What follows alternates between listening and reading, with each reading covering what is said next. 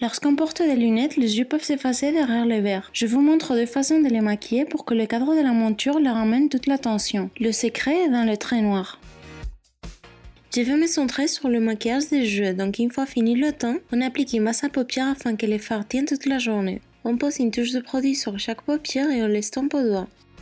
Pour cette première version, on va plus travailler les fards, le trait noir sera un peu plus discret que sur l'autre. Sur la paupière mobile, on applique un fard beige légèrement irisé afin d'ouvrir le regard avec une touche de lumière. Sur le coin de l'œil, on met de l'illuminateur pour accentuer cette partie et illuminer encore plus le regard. Quand on porte des lunettes, il faut intensifier la lumière sur les yeux un peu plus que d'habitude afin qu'ils ne soient pas effacés derrière les verres. Pour agrandir les yeux visuellement, on contourne l'arcade avec un fard chocolat afin de créer un contraste entre celui-ci et le fard beige qu'on a mis sur la paupière.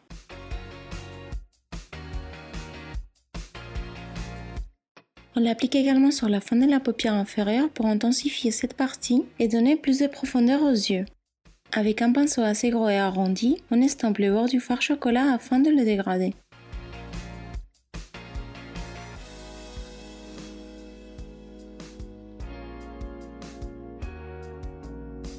À ras des cils avec un crayon noir, on trace une ligne bien collée aux cils. De cette façon, on leur apporte de l'épaisseur. Moi, j'aime bien commencer par la fin de l'œil, amener le trait petit à petit vers le coin interne,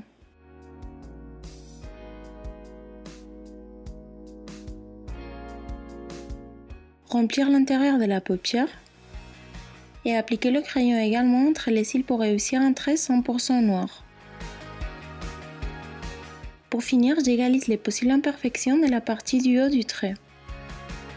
Le trait bien noir, ça fait toute la différence, n'est-ce pas? Bon, ensuite on recourbe les cils afin de les faire ressortir au maximum.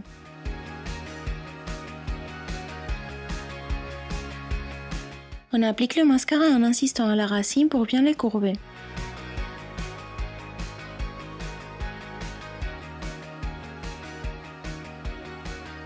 Une touche de crayon écru à l'intérieur de l'œil afin de défatiguer le regard.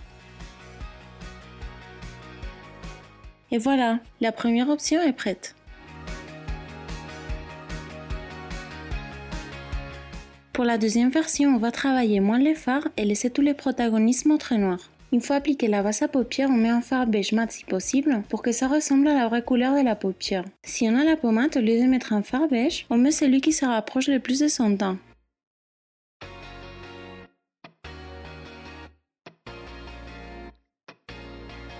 Ensuite, on passe directement au trait. Cette fois-ci, au lieu d'utiliser un crayon noir, je vais le faire avec un gel eyeliner pour plus d'intensité. On peut le faire également avec un liner liquide.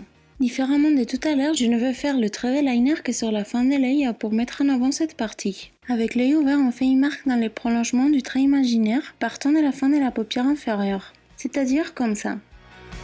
On le relie avec le reste. Et avec l'œil ouvert, on finit de remplir le trait. De cette façon, c'est plus précis car on voit tout le temps ce que le trait va donner. On fait aussi le trait sur la fin de la paupière inférieure et on le relie avec la partie du haut. Une touche illuminateur dans les coins internes.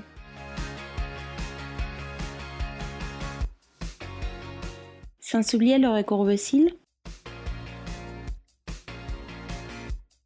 Ni le mascara noir.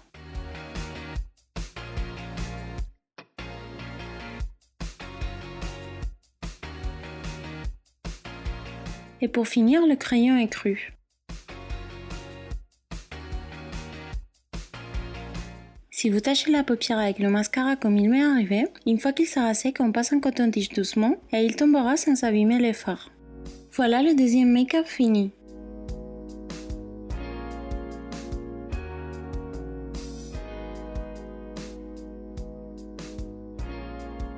J'espère que ce tuto vous aura été bien utile. N'hésitez pas à le partager avec vos copines. Si vous voulez voir d'autres idées pour vous faire belle au quotidien, cliquez sur les visuels affichés sur l'écran.